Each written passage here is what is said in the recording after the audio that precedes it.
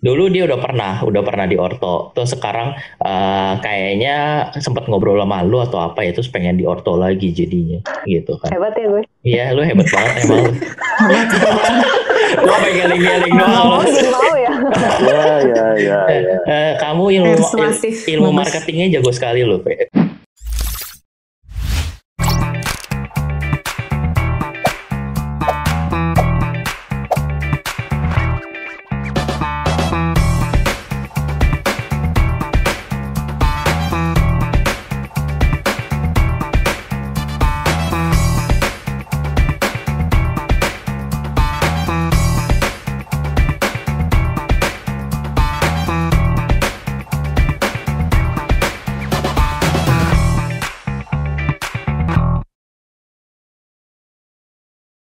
Guys, gue ada artikel nih ya. Gue pengen tahu pendapat kalian deh tentang artikel ini. Jadi artikel ini ngomong nih tempat praktek sempat tutup nih sementara selama pandemi ini gitu kan. Tapi di artikel ini juga ngomong sedikit nih. Dokter gigi swasta lebih merasakan dampaknya dibandingkan dokter gigi PNS. Bener gak sih? Kalau PNS kan ada mungkin dari pemerintah ditunjang lah intinya gitu kan. Tetap ada gajinya, tetap ada bulanannya dan lain sebagainya. Mereka tinggal kerja. Kalau kalian kan benar-benar nyari pasien sendiri, terus seperti apa sendiri. Terus 2 bulan kemarin sempat tutup. Itu gimana sih dari kalian soal ini? Gak tahu ya, iya kalau PNS sih berarti sistemnya gaji ya emang ya? Gaji bulanan. Gue nggak tahu itu. tuh. Iya kalau nggak kerja pun dapat gaji gitu. Iya, dia tetap ada tunjangannya Gue setahu kurang gue. tahu. Ya mungkin lebih makmur kali daripada. Gak, maksudnya kalau kita swasta kerja kalau nggak ada pasien sama sekali ya berarti ya zero income, bener-bener siapa yang mau kasih tunjangan ke kita. Itu Heidi kemarin gimana, Hei? Lu kan kalau nggak salah ada buka tempat praktek sendiri ya masih Andi ya kan? Yang di itu gimana? Menghandle situasi yang kemarin 2 bulan harus tutup, sedangkan lu tetap harus menggaji 2 bulan karyawan lu, ya kan? Asisten lu atau itu gimana kemarin? Ya itu mantap, makan tabungan.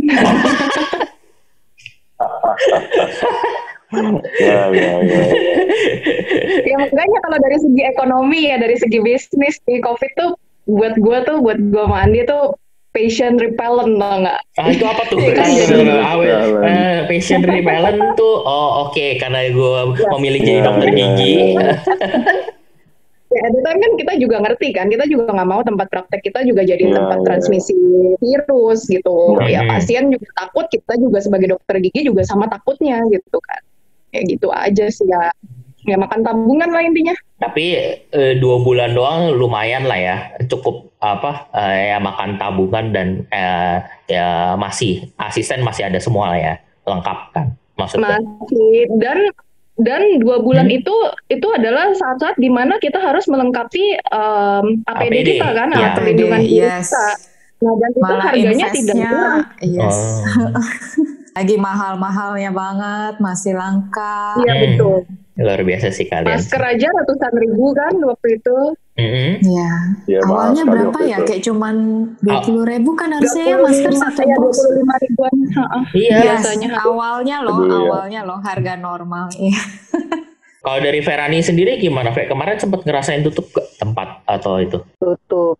Jadi yang sebulan itu sempat tutup. Terus yang bulan selanjutnya itu ada pengurangan pegawai karena memang jam operasional juga kan berubah. Kalau di rumah sakit sih enggak, tetap sama. Tapi kalau di klinik tuh ada perubahan jumlah karyawan karena memang karyawan yang dibutuhkan juga lebih sedikit gitu. Tapi ini setelah dua bulan ini balik lagi sih karyawan yang sempat di stop dulu gitu. Oh, oke. Sesuaikan sama kebutuhannya sih ya, karena memang ya benar-benar anjlok sih. Oh ya, tadi gue lupa. Kalau di sisi pasien, udah normal apa belum bagi kalian sekarang?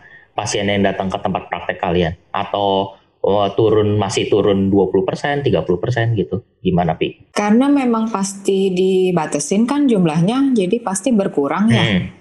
Iya, jadi dari situnya aja kitanya sendiri juga emang ngebatasin, jadi ya masih masih kurang lah pasti ya. Turunnya berapa persen sih, Vi? Misalnya ya kira-kira aja 30%, apa sampai 50%? Kalau dari jumlah shift yang 50 ya? berkurang, iya 50. Karena kan awalnya 50. iya satu shift itu bisa 4 orang dokter gigi gitu. Kalau sekarang tuh cuma 2 gitu misalkan. Jadi ya pasti 50% itu minimal sih kayaknya. Iya, secara umum 50% lah. Kita pun ngurangin jumlah pasien juga sekitar segituan per hari. 50%-nya pasti kita kurangin. Oke. Kalau dari ini, gue ada nih dari artikel yang sama gitu kan. Kalian dapat gak surat edaran ini dari Persatuan Dokter Gigi Indonesia? Ini awal banget ya? Iya, ini kayak awal banget deh. Iya. Tanggal berapa tuh? Maret 2020. Iya, dapat. Iya, ini awal-awal harusnya iya. Ya ini protap standarnya kok. Oke. Ini sampai sekarang dilakukan sih. Iya. Iya, justru nih masih belum detail banget kan, nih masih awal nih. Makin lama makin detail, pedomannya sampai berapa puluh halaman gitu. Ngalahin kemarin itu. Ngalahin UU Cipta Kerja gue rasa. Ya, pedomannya banyak dari screening pasien, kelola ruangan, kelola sterilin gitu-gitu tuh. Ya mereka kasih cukup detail sih. Oke. Ya even formulir screening buat pasien buat pasien isi aja juga mereka keluarkan kok ya PDGI. Oke, bagus juga ya. PDGI itu Persatuan Dokter Gigi Indonesia. Nah itu yang kasih kita guideline. Sorry, gue nggak tahu ya. Tapi kalau dokter gigi yang di PNS itu beda gak sih? Apa tergabung di PDGI juga atau mereka ada wadahnya sendiri karena mereka PNS atau gimana sih sebenarnya PDGI itu? Tergabung semua dokter gigi mau kerja di mana aja. Indonesia, iya. Oke. Berarti nggak pisah-pisah ya gitu kan. Kalau gue kan sekarang kayak konsultan pajak gitu kan, ada asosiasi ini, asosiasi itu, pusing deh pokoknya. Banyak. Ya paling per spesialisasinya kayak Pia ada ikorgi, kalau gue itu ikorti gitu. Tapi itu merujuk ke PDGI semua? Kita semua tetap di bawah PDGI. Gitu. Oke. Kalau berarti kan, ngomongin spesialisasi, kata Theo kan tadi sedikit beda-beda nih, biar tahu aja, biar yang nonton mungkin tahu nih. Kalau Hedi kan general ya, berarti ya? Masih umum kan spesialisasi? Masih umum lah. Yeah. Kalau Pia apa, Pi? Spesialisasi lu apa? Konservasi gigi. Apa itu, Pi? Jadi bicara tentang alam. Jadi berhubungan gigi dan alam. Gua salah satu pasiennya dia kok. Jadi intinya bagaimana menyelamatkan gigi supaya tidak dicabut. Oh gitu. Ya, itu. Theo, apakah Theo dulu pernah berhubungan dengan alam, makanya dia butuh ke lu atau gimana? Ini anak apa? Enggak lah, intinya mengkonservasi. Lu memelihara, mempertahankan gigi itu selama mungkin dalam mulut lah. Jadi lebih ke arah kalau giginya sudah lubang, sudah hancur sampai gimana, tapi masih mau di-preserve di sana di dalam mulut. Nah itu biasanya ke kita deh. Gimana caranya? Apakah dari pihak kita, ngelihatnya spesialisasi ini masih mungkin pertimbangannya itu lebih ada di kita mempelajari itu masih bisa nggak untuk ditahan walaupun udah hancur banget. Kenapa Pia memilih spesialisasi itu? Kenapa lo milih itu? Kenapa ini waktu kalian mempresent diri kalian gitu kan? Ayo. Promosi. Menurut gua konservasi itu kan memelihara gigi ya, yang berlubang. Gigi berlubang itu masih jadi salah satu penyakit yang pasti orang pertama kali ke dokter gigi karena sakit giginya berlubang dan itu ya udah pasti makanan kita sehari-hari ya. So di Indonesia.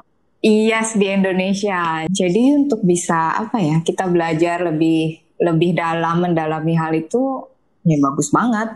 Modal utama lah, maksud gue orang datang ya pasti gitu. Jarang banget yang tahu-tahu dok mau bikin misalkan yang gigi palsu ya, spesialisasi gigi palsu.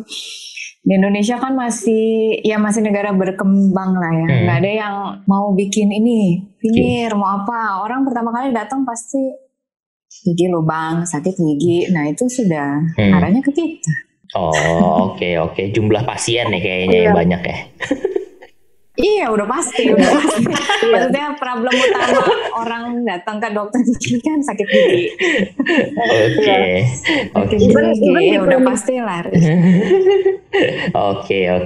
Oh ya itu lah. Iya, di klinik manapun ya dia pasti begitu kan. Iya, even di klinik gua itu 70-80% itu ya pasien yang butuh perawatan saluran akar, yang butuh konservasi gigi. Gitu. Perawatan konservasi gigi itu sudah mungkin 80% pasien belum terlalu teredukasi ya bahwa itu sesuatu hal yang harus dilakukan. Maksudnya kalau pasien itu belum terlalu tahu kali ya bahwa gigi itu baiknya dikonserv, begitu kah? Atau nggak apa-apa dicabut aja? Makin kesini orang makin nggak mau cabut gigi. Iya, makin kalau bisa dok tolong dipertahankan gitu. Oke. Kalau Ferani Lemanda, ini spesialis orto ya katanya ya? Iya, kawat gigi. Oh, kawat gigi. Kenapa milih orto? Sampai si Momo pengen ke tempat lu dan pengen pakai orto lagi, itu kenapa? Iya, dia pernah padahal ya. Kenapa, Fe? Dulu udah pernah deh kayaknya. Dulu dia udah pernah di orto. Terus sekarang kayaknya sempat ngobrol sama lu atau apa ya, terus pengen di orto lagi jadinya, gitu kan? Hebat ya gue. Iya, lu hebat banget emang.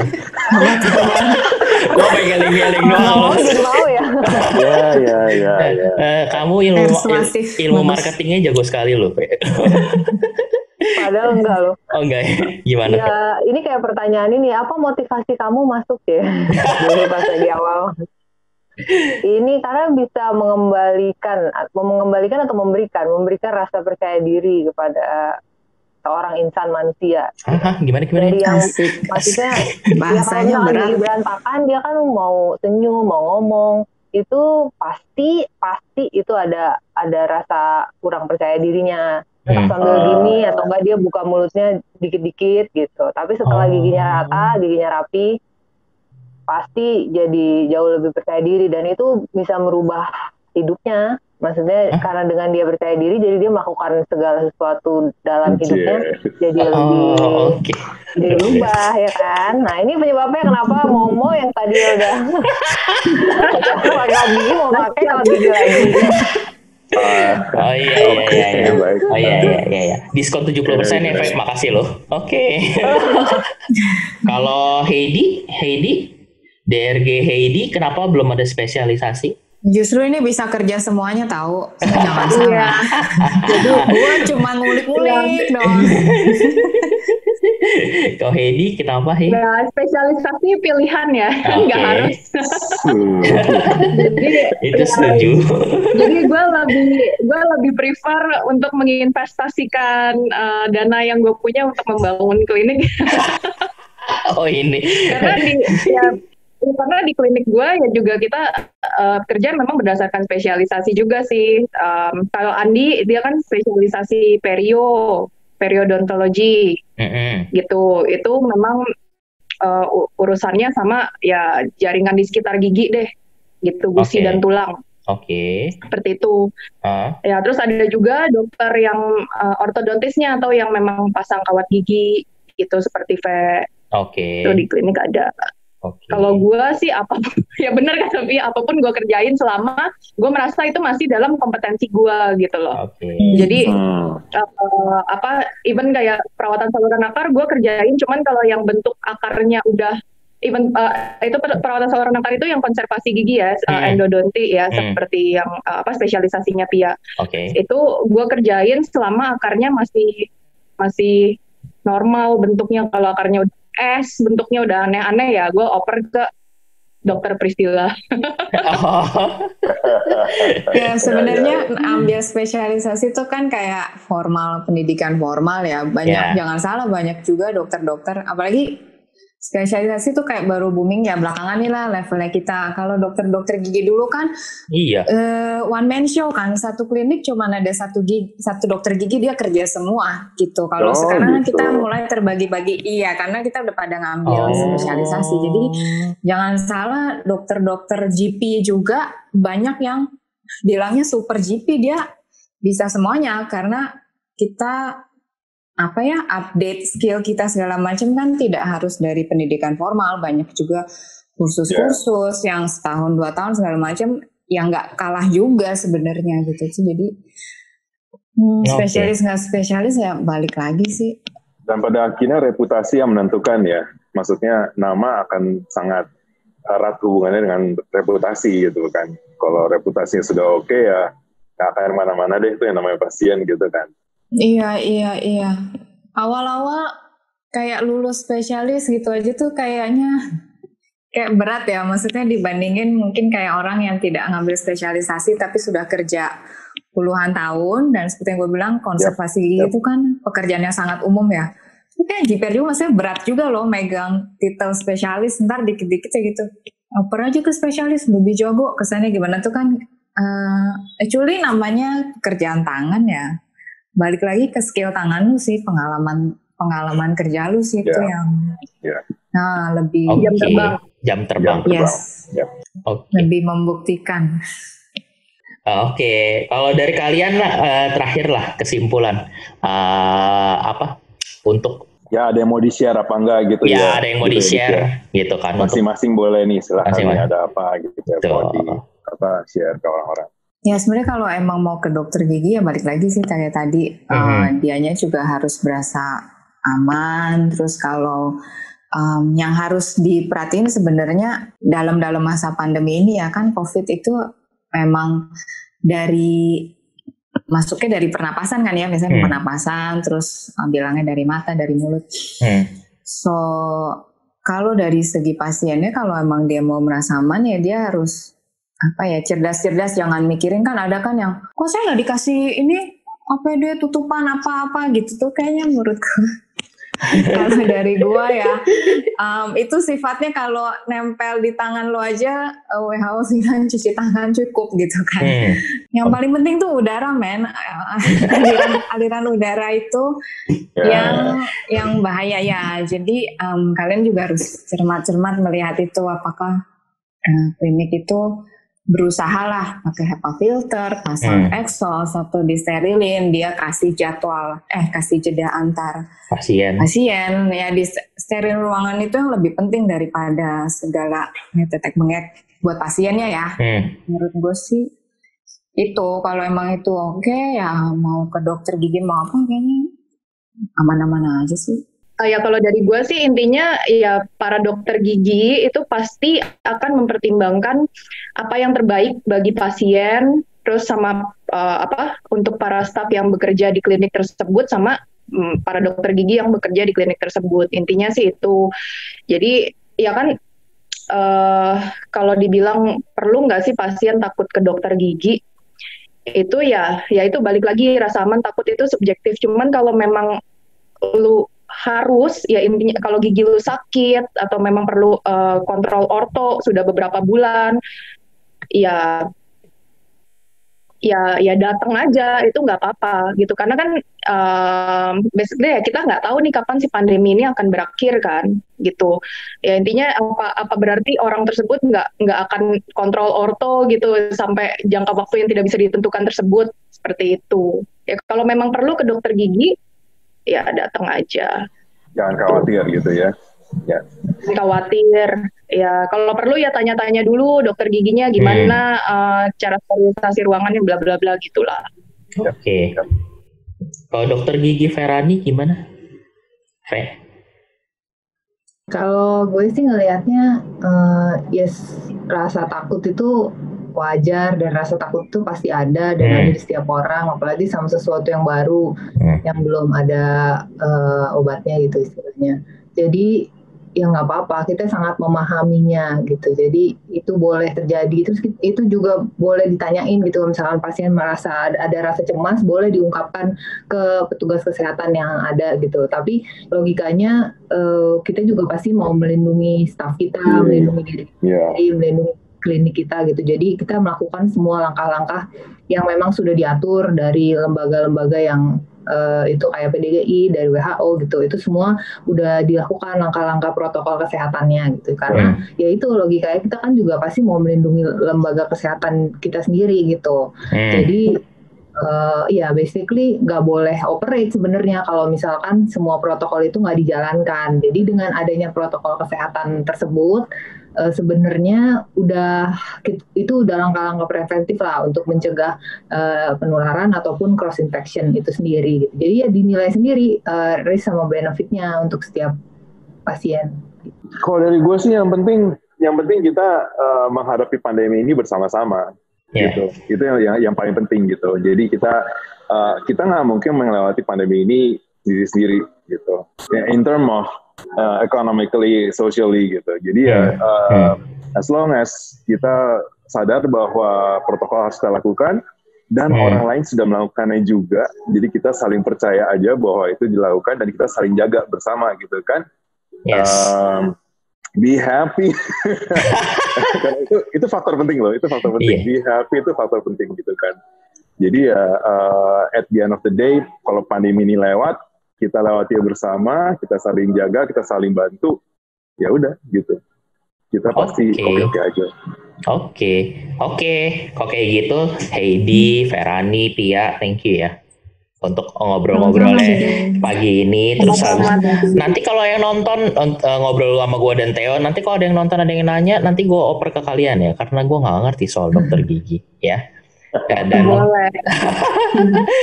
terus nanti gue taruh tempat praktek kalian, terus nomor yang bisa dihubungin di description-nya. Siapa tahu ada yang nelpon kan, lumayan ya untuk zaman-zaman kayak gini kan ya. Nambah-nambah gitu kan. Terus jadi kalau misalnya yang lain, kalau misalnya ada yang mau dibahas lagi atau itu ya bisa taruh di komen gitu kan, di kolom komen ya. Siapa tahu ini semua berguna lah bagi kita semua, dan di masa pandemi ini kita bisa lalui bersama-sama ya. Amin. Oke, thank you ya, thank you all. Terima kasih. Bye. Thank you ya. Thank you Teh. Bye. Yep, thanks. Bye. Mana nih liftnya? Oh, ini lift ya. Bye. Thanks ya. Lo lagi nggak di rumah ya? Enggak, gue ada job. Gue telat nih. Dadah. Dadah. Anak Jobber dasar. Jobber sih beda. Iya, pandemi juga nyanyi. Mantap. Dah.